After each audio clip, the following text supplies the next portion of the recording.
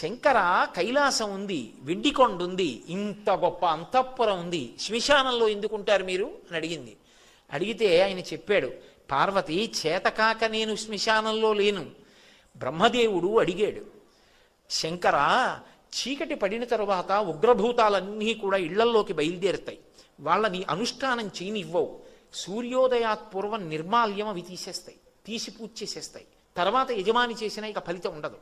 అందుకే ముందు స్నానం ఎవరు అంటే భార్య చేస్తుంది, భర్త చేయడు ముందు స్నానం. భార్య పని ఏమిటంటే ముందు నిర్మాల్యం తీసేస్తుంది, భర్త పూజ చేస్తాడు. ఎందుకంటే ఆయన అనుష్ఠానం చేసుకోవడానికి పూజ చేసి వచ్చే లోపల పూజామందిరం తుడిచి కడిగి ముగ్గు పెట్టి మడినీళ్లు పెట్టి చెయ్యాలి కదా. నిర్మాల్యం తీయడం భార్య పని. అందుకే ఇప్పటికీ శ్రీకాళహస్తిలో శివలింగానికి ముందు అభిషేకం చేయరు, జ్ఞానప్రసూనాంబకి ముందు అభిషేకం, ఇల్లాలు ముందు స్నానం అనడానికి గుర్తు అక్కడ. కాబట్టి శంకర ఈ ఉగ్రమైనటువంటి భూత ప్రేత పిశాచములన్నీ ఇళ్లల్లోకి వచ్చేస్తాయి. అవి రాకుండా ఉండాలంటే వాటిని కాసేపు తమాషా చేసి అట్టే పెట్టాలి. అందుకని శ్మశానంలో ఆయన నర్తన చేస్తుంటాడు. ఆ నర్తన చేస్తూ అవన్నీ అక్కడ కూర్చుంటాయి. రెండో కారణం ఎందుకుంటానో తెలుసా పార్వతి? బ్రతికున్న నాళ్ళు నావాళ్ళని కష్టపడి వాళ్ళింటికి ఎడతాడు, వీళ్ళింటికి ఎడతాడు, ప్రయాణాలు చేస్తాడు, రైళ్ళు ఎక్కుతాడు, అక్కడికి ఎడతాడు, ఇక్కడికి ఎడతాడు, విమానాలు ఎక్కుతాడు, వాళ్ళింటికి భోజనం అంటాడు, వీళ్ళింట్లో పలహారం అంటాడు, అన్ని తిరుగుతాడు. సరదాగా అలా వెళ్ళొద్దామని ఎవడైనా రుద్రభూమికి ఎడతాడా? ఎవడు వెళ్ళాడు. కానీ అంతా అయిపోయిన తర్వాత రుద్రభూమికి తీసుకొస్తారు. తీసుకొచ్చిన తర్వాత నేనని ఇన్నాళ్ళు ఇన్ని ఫెయిర్ అండ్ లవ్లీలు రాసి, ఇన్ని ఆల్అవుట్లు పెట్టి, ఇంత ఏసీలో ఇంత పరుపు మీద పడుకోబెట్టిన శరీరం కట్టెల్లో కాలిపోతుంటే చూసుకుంటూ ఉంటాడు జీవుడు. నిత్యమా జీవితము నీటిపై బుగ్గ, కల్లరి బొమ్మయవు కాయమ్మునొల్లా, అద్దె కొంపలబోలు ఆ భోగముల్లా, తను పెంచు దొంగలవు తనయుల నొల్లా, ఎందుకీ భోగమ్ములెందుకీ మురుపు, ముందు చావుండంగమురియంగనగుని అంటారు శివమానస పూజలో. ఏడుస్తూ నిలబడతాడు, చీకటి పడిపోతుంది, కపాలమోక్షం అని తల పగిలిపోయి చప్పుడు వస్తుంది టప్ అని. కాటికాపరి సంజ్ఞ చేస్తాడు వెళ్ళిపోండి అని. తలస్నానం చేసి కొడుకు వచ్చిన బంధువులు వెళ్ళిపోతారు, వెనక్కి తిరిగి చూడకుండా. తాను ఒక్కడే నిలబడి ఉంటాడు, చీకటి పడుతూ ఉంటుంది, దాటి వెళ్ళడానికి లేదు. అయ్యయ్యయ్యో వీళ్ళందరినీ నమ్ముకున్నాను, మా ఆవిడని ఇంత పిచ్చి పెట్టుకున్నాను, కాయము వీడి జీవుడితి కంపిత చిత్తత నీకు చుండబో నాయనయంచు ఎచ్చు నిజనందన నందినులైనుగా నికందోయిని భస్మములు తొలుత దుఃఖమహంబుని చొచ్చు పత్నియన్, కాయము వీడిరారు కథ చేసిన కర్మము పుణ్యము తప్ప శంకర అని ఏడుస్తుంటే ఓదార్చడానికి ఒక్కడుండడు పార్వతి. చచ్చినవాడు 100 మాటలు చచ్చిపోతాడు భయంతోనని, నేనున్నాను రా బెంగ పెట్టుకోకు, ఇంకొక శరీరం ఇస్తానులే ఒళ్ళు దగ్గర పెట్టుకో అని ఓదార్చడానికి అక్కడ ఉన్నాను. అంతేకాని నాకు ఇల్లు లేక ఆవాసం లేక అక్కడ లేనివాడను కాను ఈశ్వరి, తండ్రిని, నా దయ అది అన్నాడు. అంతటి మహానుభావుడు ఆయన. దయ మనకి ఎరుకలోకి వచ్చిందనుకోండి, ఆయనతో అనుబంధం తెలిసిందనుకోండి, ఒక విషయం అర్థమవుతుంది, ఆయన శాశ్వతుడు. ఎందుకని? దానికి గుర్తు ఆయన మెడలో ఉన్న పునుకల మాల. అక్కడ కదా బయలుదేరేటో తిరిగాను.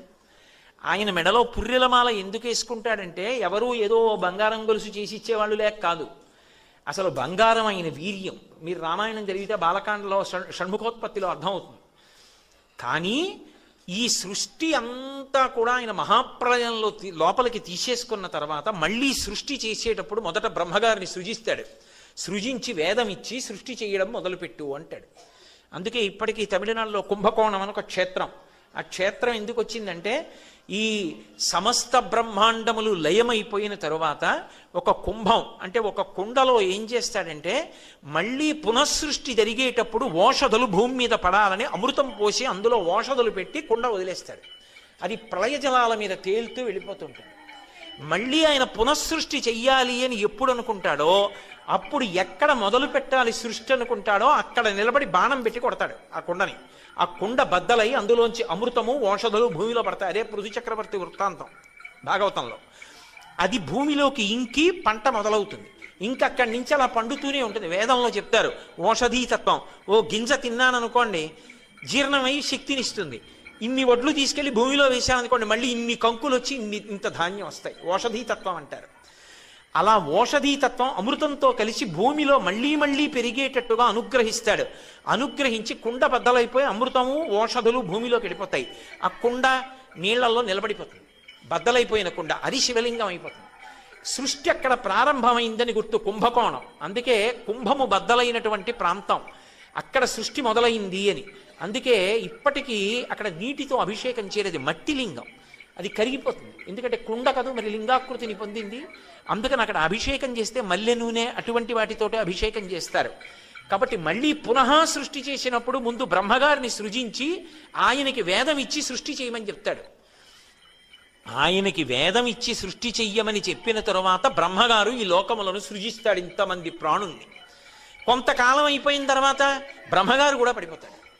పడిపోతే ఆయన 4 తలకాయలు కూడా రుద్రభూమిలో పడిపోతే ఏం మర్యాద? అందరికన్నా పెద్దవాడు, ముందొచ్చినవాడు, ఈ సృష్టి చేసినవాడు, ఆయన పుర్రె కూడా పడిపోతే ఏం బాగుంటుంది అని ఆ పుర్రె తీసి ఓ తడపకి చుట్టుకుని మెళ్ళో వేసుకుంటాడు. ఇప్పుడు అలా ఎన్ని పుర్రెలు ఆయన మెళ్ళో అయ్యాయంటే అదో పెద్ద మాలైంది. అంటే ఎంతమంది బ్రహ్మలు వచ్చి వెళ్ళిపోయారు, ఎన్ని మాటలు సృష్టి వచ్చి వెళ్ళిపోయింది, ఆయన మాత్రం అలాగే ఉన్నాడు. కాలాతీతుడై ఆయన ఉన్నాడు అని చెప్పడానికి గుర్తు ఆయన మెడలో ఉన్న పునుకల మాల, అంతేకాని ఏదో చేతకాక వేసుకున్నటువంటి మాల కాదా మాల. కాబట్టి పునుకల పేరు కంఠమున భూరి భుజంగము భూషణంబుగా అనయము భస్మధారణము యద్రి నివాసము మేరు విల్లుగా అనువుగ దంతి చర్మమును హస్తములందు కపాలశూలముల్ పడివడిదాల్తు శంకరు కృపావరు రూపమును ఆశ్రయించదన్ అంటారు. అటువంటి శంకరుడు ఉన్నాడే, అటువంటి పరమాత్మ ఉన్నాడే, ఆయన శంకరుడు అనండి, విష్ణువు అనండి, నాకేమీ అభ్యంతరం లేదు. ఎందుచేత అంటే ఉన్నది ఒక్కటే పరబ్రహ్మం. ఆ పరబ్రహ్మం అన్ని రూపాలు పొందుతూ ఉంటుంది. ఏకస్త్వమేవ బహుధా భవభాసి లోకే నిశంకధీర్ వృషభకేతన మల్లినాథ శ్రీభ్రామరి ప్రియ సుఖాశ్రయ లోకనాథ శ్రీమల్లికార్జున విభో తవ సుప్రభాతం అంటారు ఇప్పటికీ శ్రీశైల మల్లికార్జున సుప్రభాతం చేస్తూ. ఆ ఉన్న ఒక్కడే 3 కాలములకు 3 లోకములకు 3 రూపములకు మూలమగుచు భేదమగుచు తుదిక భేదమయ్యొప్పారు బ్రహ్మమనగ నీవే పాలనయన అంటారు. ఆ ఒక్కడే బ్రహ్మ అవుతాడు, విష్ణు అవుతాడు, శివుడు అవుతాడు, 3 లోకములు అవుతాడు, 3 కాలములు అవుతాడు, జ్ఞానము చేత 3 ఒక్కటైపోతాడు. కాబట్టి ఆయన ఒకటి కాదు, ఆయన విరాట్ స్వరూపం, అసలు దాంట్లోనే లోకమంతా ఉంది.